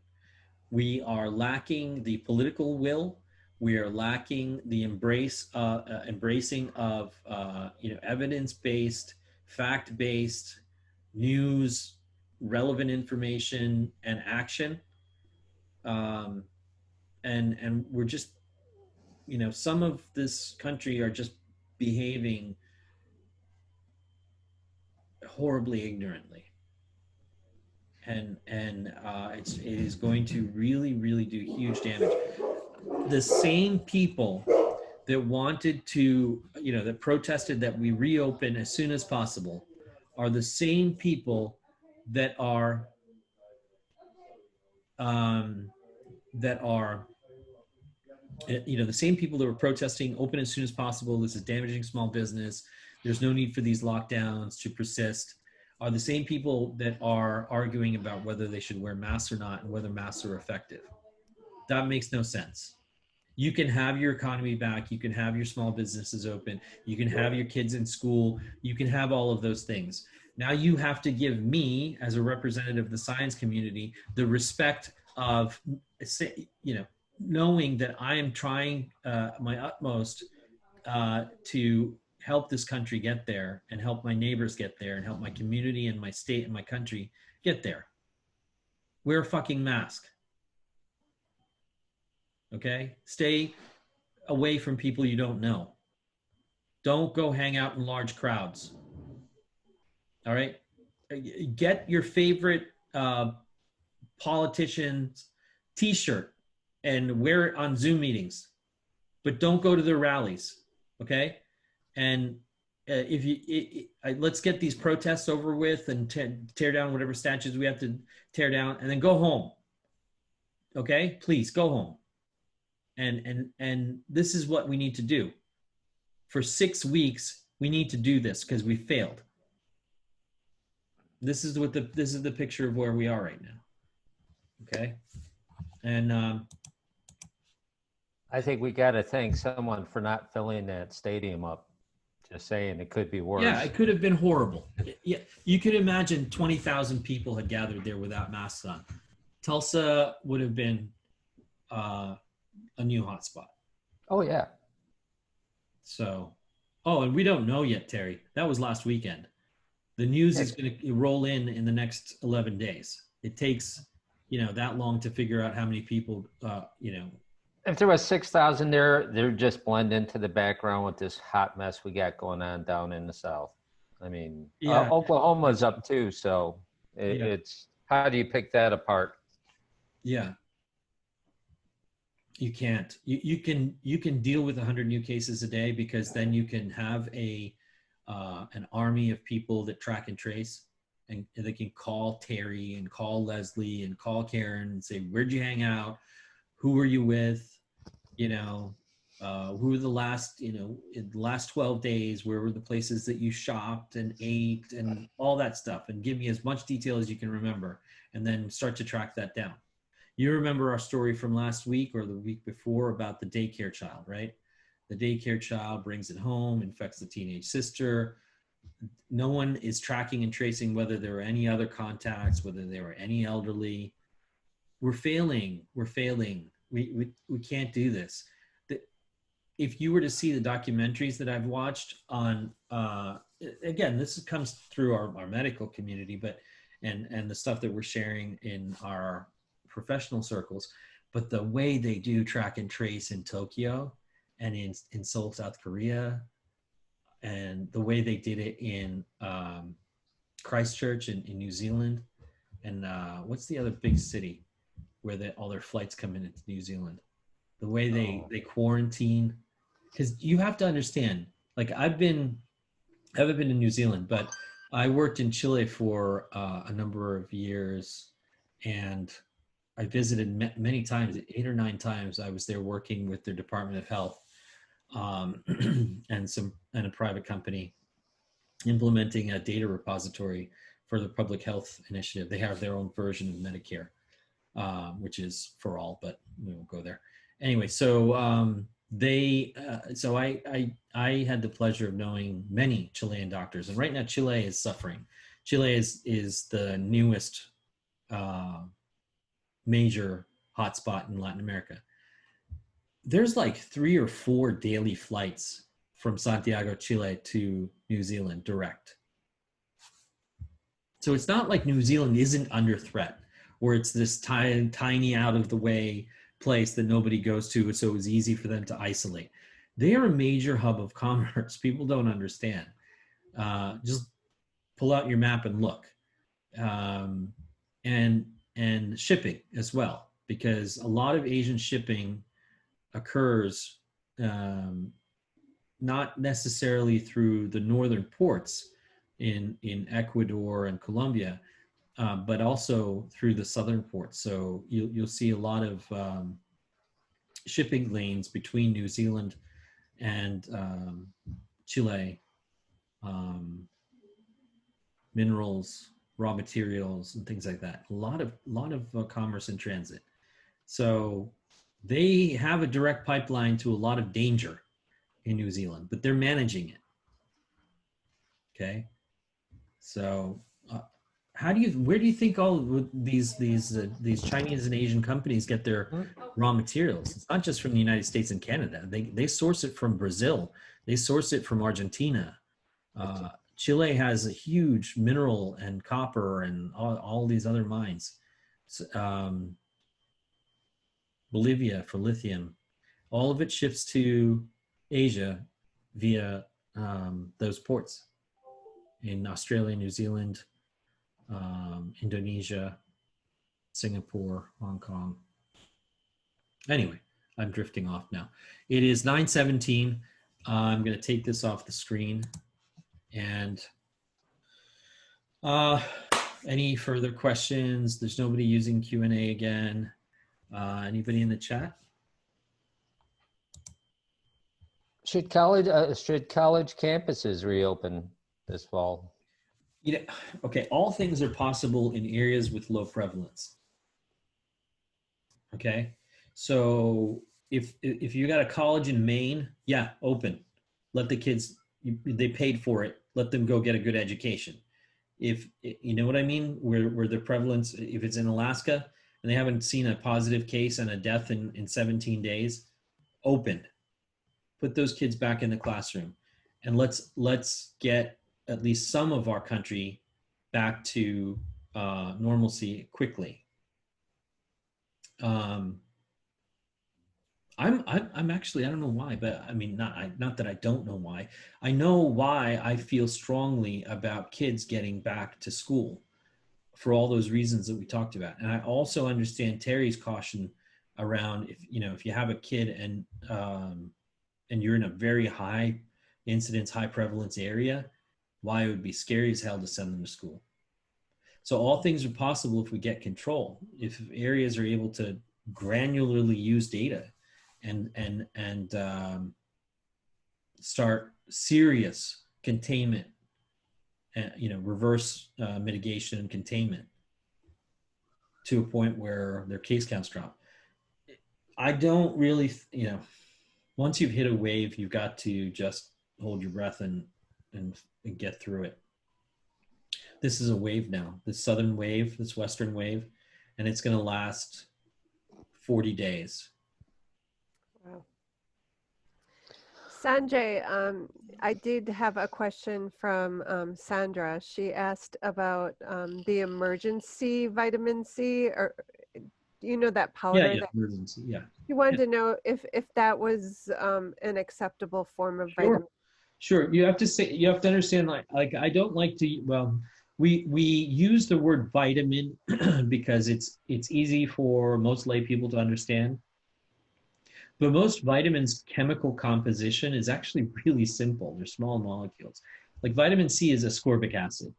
Okay, vitamin D is a little longer, 125 dicholecalciferol, and they have. But once you've studied organic chemistry and you understand that these are not super complicated macromolecules, they're very simple, essential things that are needed by your body in enzymatic reactions. Okay, when you are deficient in those vitamins, those chemicals, it's like the kind of the fuel for your enzymes to do something.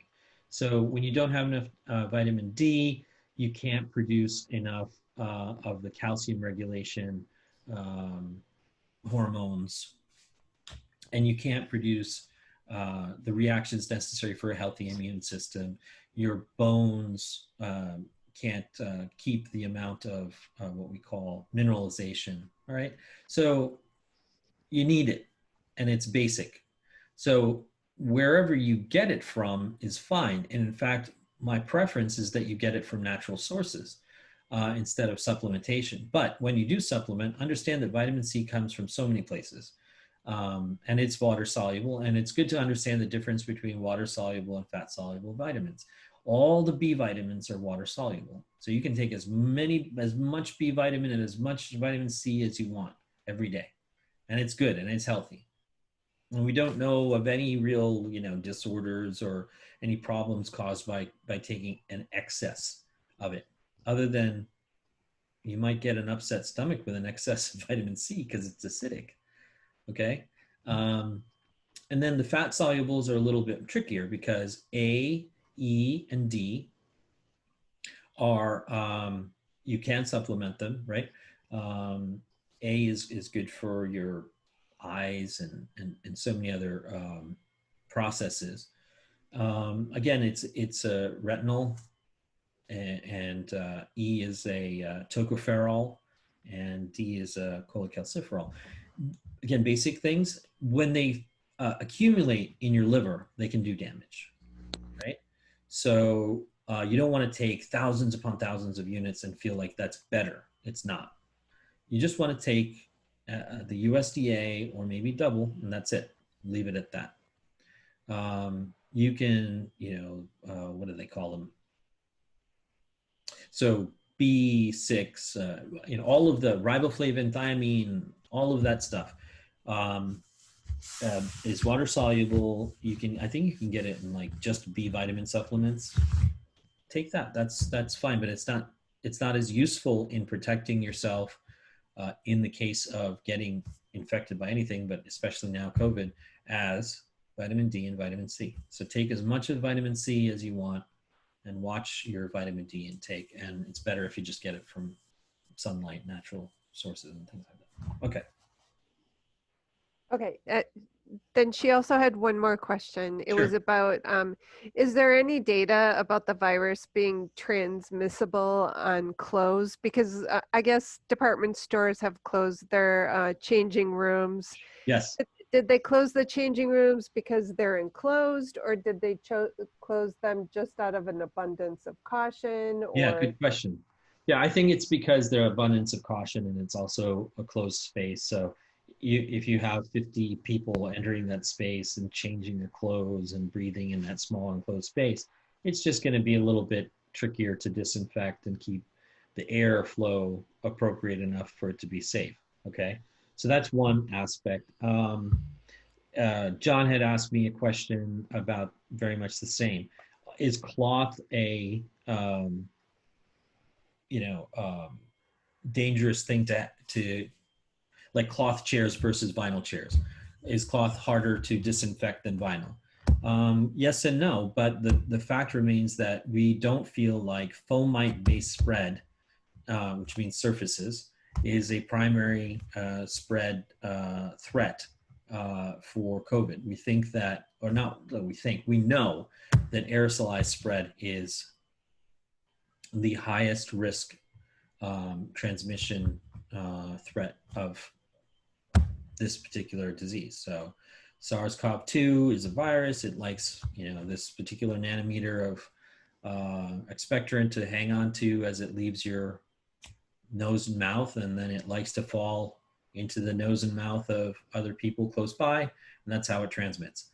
If it falls on a surface that is made of cloth, it will likely just get so, part of the fibers and not really be something that you can then, wipe up, and then you'd have to put it in your, you know what I mean? It's a much harder transmission route. And then you can Lysol that down. Cloth can easily be Lysol, Dettol, whatever, wiped down, and it will adequately disinfect that. Is it easier to wipe down vinyl or flat surfaces that are non-porous? Yes. It's just easier to do. It doesn't necessarily mean that it will be less of a problem. Okay, great. Hi, John. The dogs were bad this week. I'm glad you weren't here. He did show up and dance once for us. Yes, he did. So. He did. Yeah. He did. John, all those red shirts are going to come to a bad end. You know that, right? So in 4 minutes, ladies and gentlemen, I do want to cover, Remdesivir. Okay? Remdesivir. Oh no, it's another long word. Huh? Yeah, Remdesivir is a antiviral. It's produced by Gilead, and it had a trial that indicated that it shortened the length of stay of critically ill patients by about 31%. Okay, so what does that mean? That means that among the patients that recovered, their length of stay was shorter than those who didn't take it. Now, you tell me if you think that's an effective reasoning for a medication to be given. So my point is this: it's too early to know whether, and that trial was too small. It didn't have the adequate N or power to really indicate that Remdesivir is a life-saving or worthy medication to give to COVID patients, and nor does it justify the expense of anywhere between $2,700 and $3,100 $3,100 for a 4-day course of remdesivir. So I may be wrong, and I'm happy to be wrong. And I don't want people to say, oh, well, he's just saying that because it's something that the Trump administration has tried to make available, and you know they're trying to make sure everybody can get it, and it was produced by a company, a private company, and they deserve to have some remuneration for their R&D and development effort and production effort. None of that I disagree with. Okay, The U.S.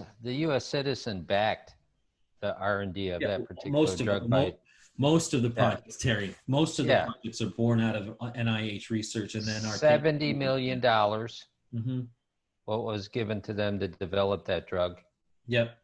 For them to turn around and hit us up for $3,000. Yeah, no, that happens all the time, Terry. That's not unusual in the United States. It's at $10 to produce the same amount of medicine. That's what their production cost is for $3,000. So $2,999 or $90 in profit. Yeah. It is more complicated than that, but largely I have to agree with you. It doesn't, the cost of the medication is not coupled to the production cost. Okay. It never has been in this country.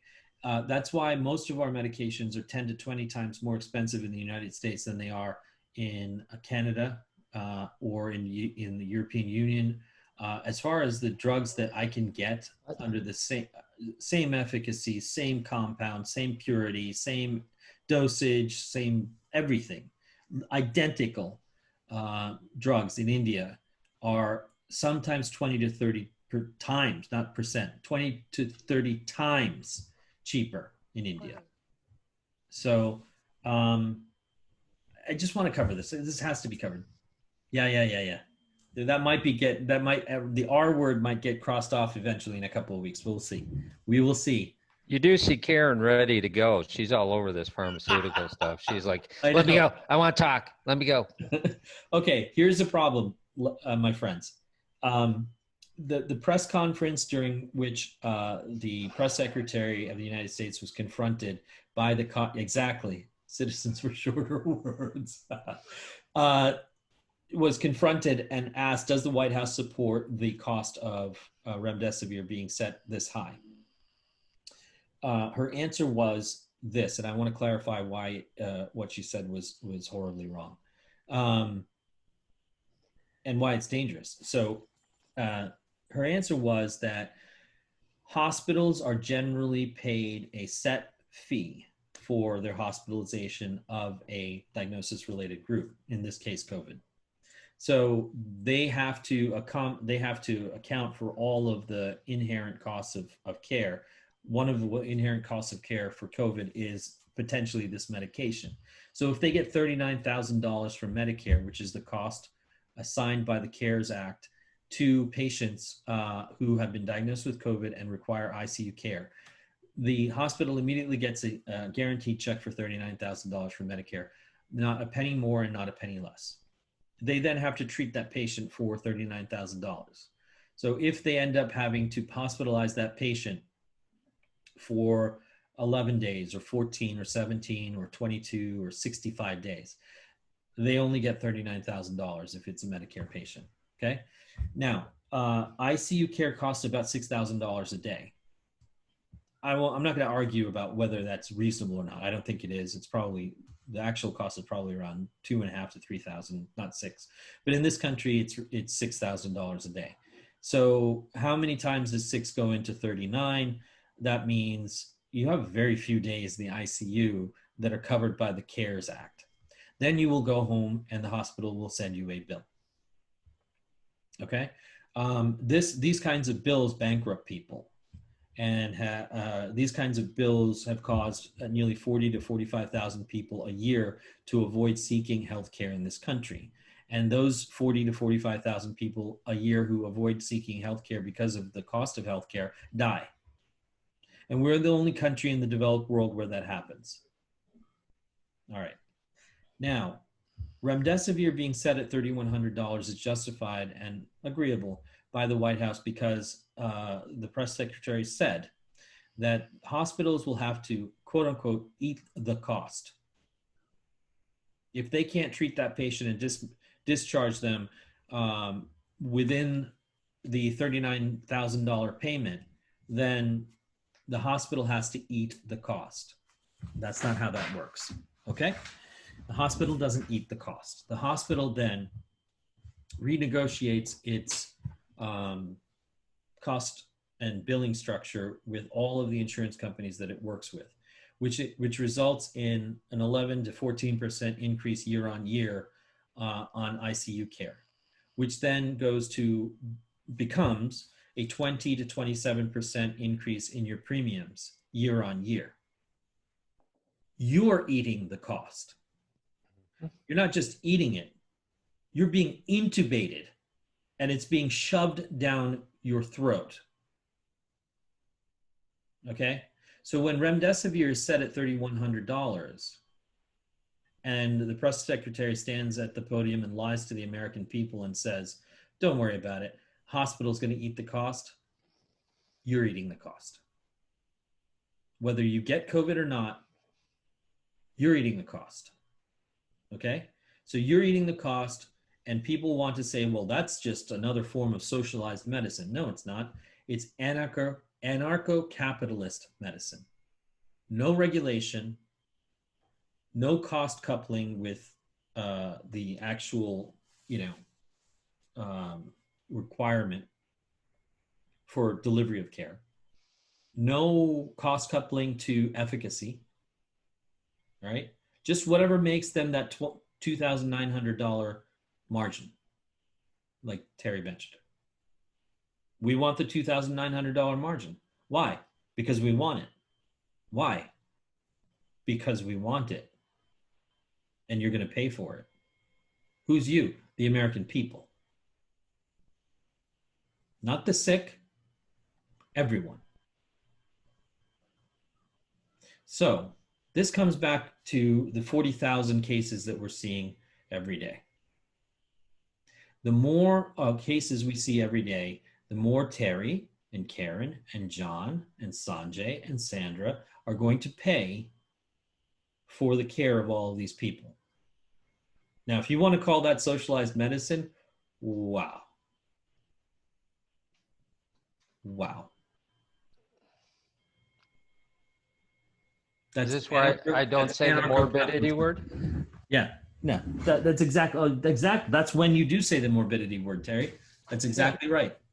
Because it's not even just those that get sick and that get better. It's those that get sick and go home and then are sick for months or years. Yeah, lifetime. Yep. Okay, we can close out the show, John. We got Sanjay all riled up. Yeah, I'm in a different form today. I try not to be political, but I'm not pointing fingers at a particular person. I'm just saying right now, this country is acting absurd. Absurd. I felt like I was joking with another friend that this is, we've become North Venezuela. Like North Korea or whatever. We're North Venezuela all of a sudden. I go to these big box stores that have, more stock than they ever could know what to do with any other day of the year. Look at Black Friday last, just, what was it, 7-8 months ago, Black Friday. Stuff flying off the shelves, hottest economy ever. Perturb that model with this little virus. And I can't find stocks at TJ Maxx. Greatest country in the world. Greatest economy ever. It's North Venezuela. It's ridiculous. So we got to take it seriously. It takes us very seriously. Okay, we got to close out. Sorry, guys. John awake over there? I think, yeah, we need John. I have a Q&A over here. David, China is mad at us. It's holding up our shit at port. Is it? Oh, I didn't know that. Yeah. China. Yeah, it must be. Something's going on. Supply chain issues. Yeah, it must be. Something's going. It's It's so happening clear. all through It's evident. Asia. It's Great happening all grocery through stores. Asia. And so even these small businesses that are trying to reopen, I called 6 local businesses. I'm not trying to buy a bicycle from Walmart, okay? Because screw Walmart. But but all of them are like, yeah, Sanjay, we can't find a bicycle. Yeah, we'd love to sell you one, but we don't have stock coming in for maybe the next 2 to 3 months. Oh, he says he knows this. He knows this because his friend is on Is that the task force at Ford Motor? Yeah. Ford Motor Company. This is awful. Ah, okay. Interesting. Yeah. Well, I'm with Terry. Whenever we get back on our feet, it's time to punch China in the face. I'm sick of it. Okay. John, where are you? We need to close out the show. Can you text John? Oh, yeah, let me see. Just remember, everyone, they got a new strain of swine flu in China. Could be coming our way. I agree, David. Less dependence. We need our own manufacturing base. We got to buy American, build American. Jesus Christ, I sound like a conservative. But it's true. It is very true. There's a huge backlash in India. Huge anti-China backlash. People are pissed off. Yeah, you said that last week. Yeah. John, can you come help us close out the... Where is he? He's drawing something on a piece of paper for us, I'm sure. Okay. Hi. Time to close. Gene Starr did say in Facebook, Luzerne County, woot woot. Yes. Yeah, we're doing good. We're doing pretty good up here. I'm happy. I'm proud of us. I think, honestly, a lot of it has to do with people just not being jerks. Well, I mean, really, everybody's just been kind, polite, courteous, wearing masks, not being, rude. And it worked. Just like it is in Texas. Psych. All right. Well, he has the whole thing. He has the music and the... He's the producer. We'll be more organized maybe next week, hopefully. Is he eating Taco Bell right now? Is he, made for him by the That's CDC. good news. Yeah. David just said that most people in Orlando are... Oh, guys. 1 second. Most people in Orlando and Florida are wearing masks. That's good. But like Miami-Dade, that's the major hotspot. What's going on there, David? Why are they just everybody rushed out back to the bars and party scene and that kind of thing? All right, how do we include all of our friends now back into the... Do you know how to do that, Karen? Oh. I think only John can do that. Really? Oh my God. Guys, hang out for a little bit. I see... Yeah, I don't have the permissions. I see Jeffrey, I see Gerda, Jennifer, Lorene, Leslie, obviously, Sandra's here, Sarah. Okay, all our usual suspects are here. Now we have to figure out how to get them in. Sarah Bear, my wonderful goddaughter. Yes. All right, how do I make...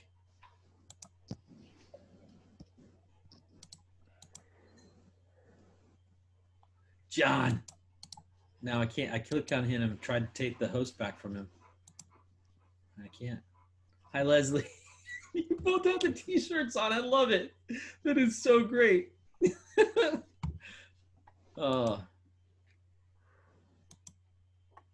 Okay. We need a catchy slogan like Munt Udoshi Industries for a scarier tomorrow. For a superior tomorrow. That's hilarious. Now you're gonna make me go revise my t-shirts. Let me call him. We can put that on the back. That's awesome.